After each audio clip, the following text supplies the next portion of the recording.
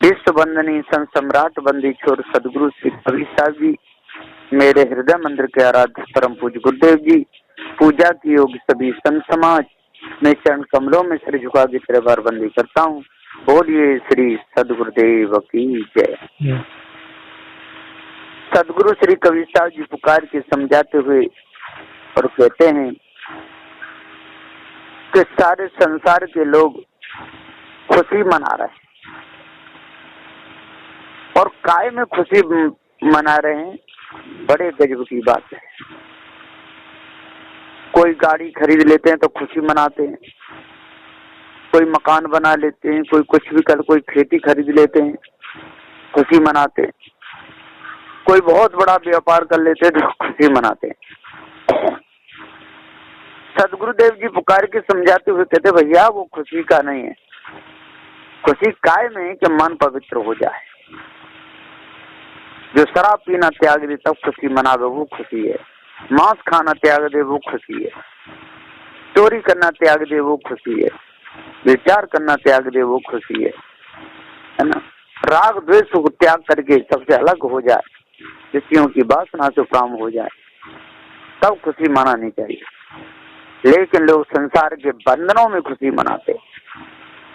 बात तो ये है, बंधन को स्वीकार करते हैं और बंधन में ही मौज लेते रहते हैं और एक दूसरे से कहते हुए भैया कुशल मंगल, हाँ कुशल मंगल, कुशल मंगल, हाँ ठीक ठाक ठीक ठाक ठीक ठाक, इसी में पूरा समय बिताते रहते हैं। सदगुरुदेव जी कहते हैं कहरा नंबर 8 में कि क्षेम कुशल और सही सलामत कहो कौन को दीना हो। सदगुरुदेव जी कह रहे हैं गुरुमुख से समझाते हुए कि हे मनुष्य, क्षेम प्राप्त जीवन और प्राप्त वस्तु की सुरक्षा, सुख शांति एवं गति मुक्ति को कहाँ है। कुशल चतुर प्रवीण कार्य करने में सफल उत्तीर्ण होने वाले पुण्यात्मा एवं कल्याण प्राप्ति को कहते हैं। व्यवहार में क्षेम कुशल, राजी खुशी, सुख शांति के लिए इस शब्द का प्रयोग करते हैं। सदु देकर क्षेम कुशल और सही सलामत कहो कौन को दे। व्यवहार में जिसने अपनी मति लगाई, व्यवहार में जिसने अपना पूरा जीवन लगाया, उसको कभी भी क्षेम कुशल और सही सलामत नहीं मिलता, क्योंकि वो व्यवहारगामी हो जाएगा। हिंदू लोग क्षेम कुशल है ना, ऐसा पूछते हैं, हाँ हाँ है, ऐसा बतलाते हैं। और दूसरी ओर सही सत्य ठीक बराबर एवं सलामत स्वस्थ सुरक्षित कायम को कहते हैं। तो सही सलामत भला चंगा स्वस्थ तंदुरुस्त बाधाहीन कुशल पूर्वक रहने वाले को कहते हैं। मुसलमान लोग सही सलामत तो है ऐसा पूछते और हाँ है ऐसा बतलाते। दोनों ओर के उन शब्दों का भावार्थ मिलता जुलता ही है। अब विचार कीजिए कि हिंदू लोग कहते हैं सबका क्षेम कुशल करने वाले कोई एक परमेश्वर भगवान है। वेद शास्त्र पुराणादि में कहे अनुसार वर्णाश्रम धर्म का पालन कर्म धर्म भक्ति भाव करो, तब तुम्हारा क्षेम कुशल होगा।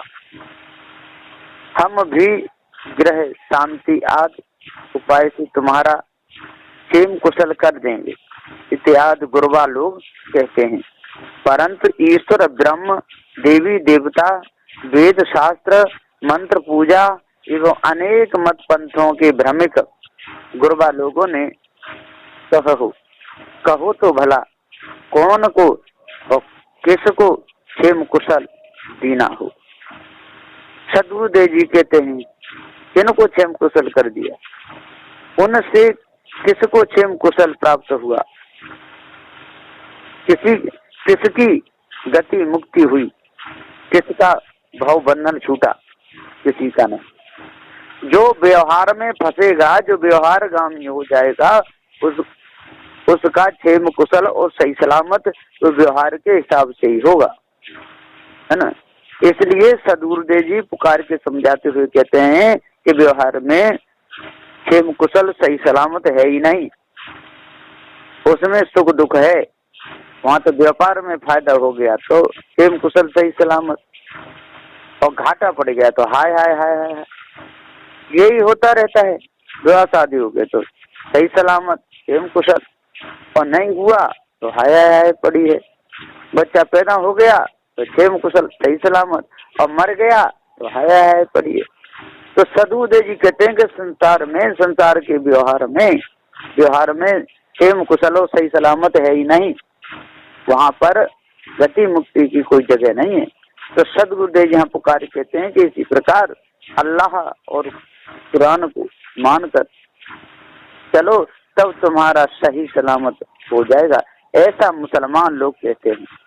और मुसलमानी रीत रिवाज से चलाते रहते हैं, परंतु अल्लाह, कुरान,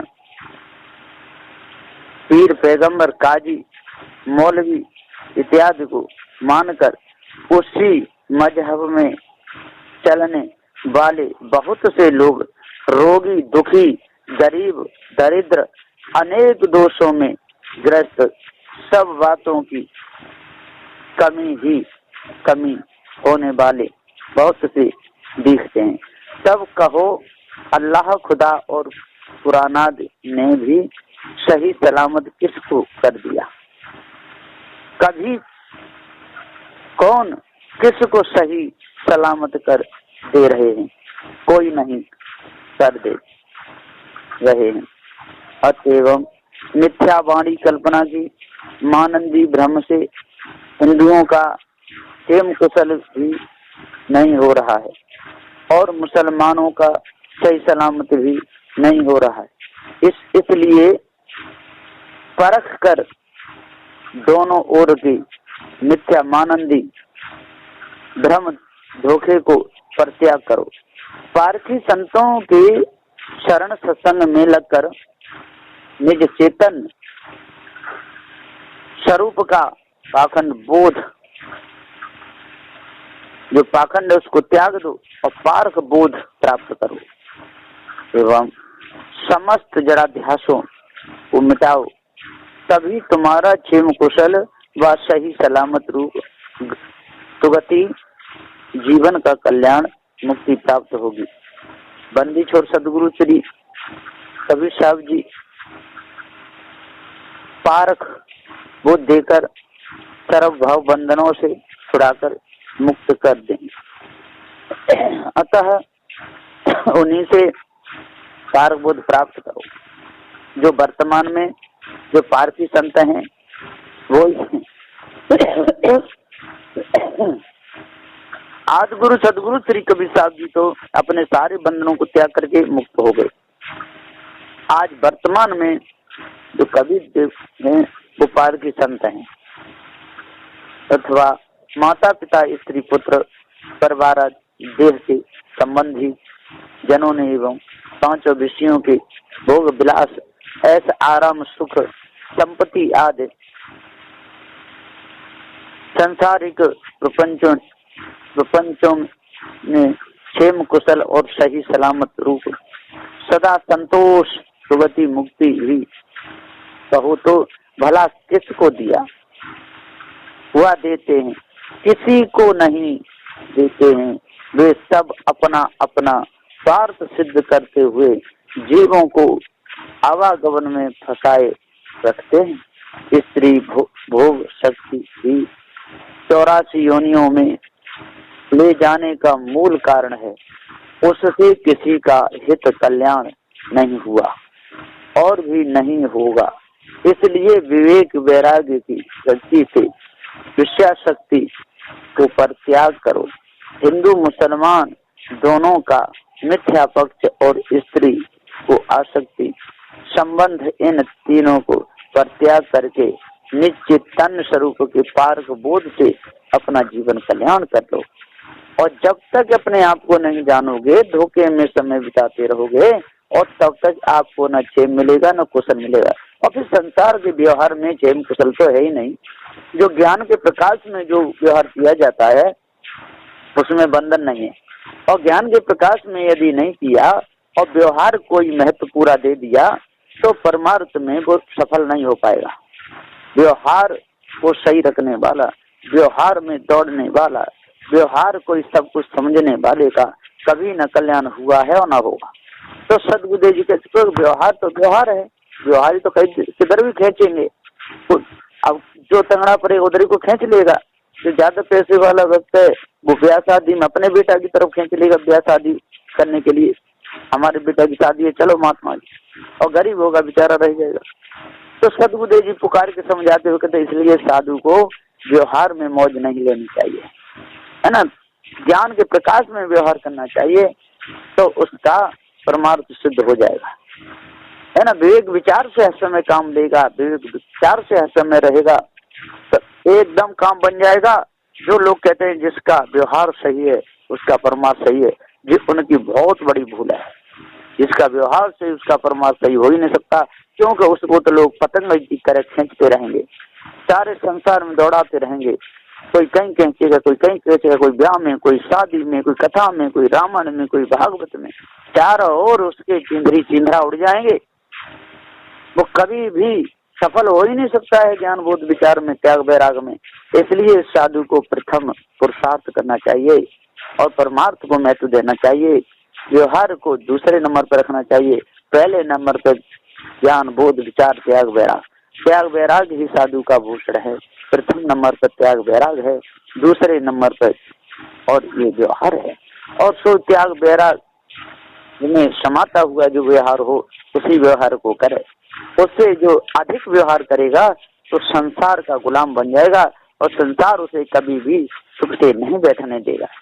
तो आवत जात दो लूटे सर्व तंग हरली ना हो, सदगुरुदेव जी पुकार के समझाते हुए कहते हैं इस चौपाई नंबर 2 में कि आवत गुरुवा लोग जो जो उत्पन्न हो करके आते हैं वे भी अनेक प्रकार से वाणी जाल को ही बोलते हुए फैलाते हैं और जाल अनेक प्रकार के सिद्धांत प्रतिपादक वाणी ग्रंथ बना बनाकर वे मर के चले गए तो भी संसार में वाणी का महाजाल ही फैला गए। इस प्रकार गुरुबा लोग आते जाते दो विधि दोनों प्रकार से कर्म उपासना योगाद वाणी को भ्रम कल्पना दृढ़ा कर अबोध जीवों के अपना और दूसरों का भी अहित करके तन मन धनाद लूटे और लूट लिए। सर्व संपूर्ण अबोध मनुष्यों के समस्त सद्गुण बुद्धि विचार ज्ञानाद परमार्थिक संपत्ति अपहरण करके संग उन सब को कसकर छोटा संकीर्ण निर्धन दुखी परम बेहाल कर दिए। हर लीना हो मुक्ति को ही हर कर लिए, उसके पास में भाव बंधन का दुख ही मात्र छोड़ दिए। क्योंकि वो उनको ऐसा ज्ञान दिया कि वो सब व्यवहार में लग गए, सब व्यवहार गामी हो गए, सबके मन की पूर्ति करने लगे, है ना। स्त्री पुरुष के मन की पूर्ति करने लगी, पुरुष स्त्री के मन की पूर्ति करने लगे, फिर दोनों मिल करके सब हिंदू रिश्तेदारों के मन की पूर्ति करने लगे, जात वर्ण के मन की पूर्ति करने लगे, है ना। सब मन की पूर्ति करने में लग गए, व्यवहार में लगे, इसलिए कल्याण हुआ।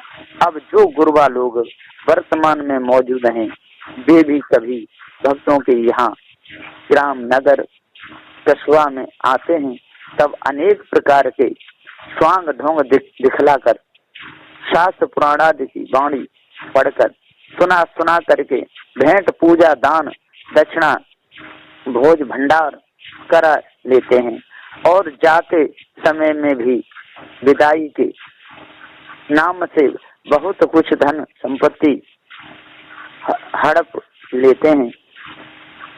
लोक परलोक के सुख प्राप्ति का आशा भरोसा देकर कर्म उपासना में लगाते भ्रम धोखे को ही दृढ़ाते हैं।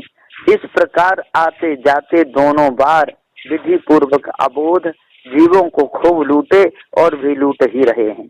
उन सबको तंग दुखी निर्धन गरीब ज्ञान के दरिद्र बनाकर हंस रहने सत्य आदि शुद्ध तत्व मूल सार को ही हरण कर लिए और असार मिथ्या वाणी कल्पना में भ्रमा भुला के भव बंधनों के बीच में छोड़ दिए। ऐसा अबोध जीवों का अहित हुआ और हो रहा है। सदगुरुदेव जी कहते हैं, अथवा स्त्री रूप माता के गर्भ से आवत जन्म लेकर आते समय भी जीव अज्ञानग्रस्त अबोध रहा। तब से ही माता ने मोह ममता में लपेटा। ब्राह्मण पुरोहित आए तब जात कर्म छठी नाम करण अन्न प्राशन आदि के बहाने खूब दान दक्षिणा करो, ऐसा कह के कर धनाद पदार्थ लूटने लगे। हिंदुओं में 16 संस्कार के नाम से समय समय में पुरोहित लोग लूट मचाते रहते हैं। त्योहारों में भी लूटम लूट करते हैं। माता पिता भी संसार के नाता गोता विषय व्यवहार ही दृढ़ा कर मोह जाल में फंसाते हैं। ब्राह्मणादि के पुत्रों को 5 वर्ष होने पर अच्छारंभ कराते, 8 वर्ष में व्रतबंध करके यज्ञोपवीत पहनाते। उधर पोषण जीविका गृहस्थी पंचालन के लिए व्यवहारादिक विद्या पढ़ाकर चतुराई हासिल कर लेते। विवाह कर लिए तब स्त्री की मोह ममता विषय शक्ति को दृढ़ कर लिया। इसी से आज माया रूप माता का मोह कम होकर अंत माया रूप स्त्री का मोह विशेष बढ़ा लिया। तब स्त्री का दास बन गया। अनेक उद्योग धंधा करके द्रव्य कमाने लगा। विषय भोग और धनादि से तृप्ति कभी नहीं हुई।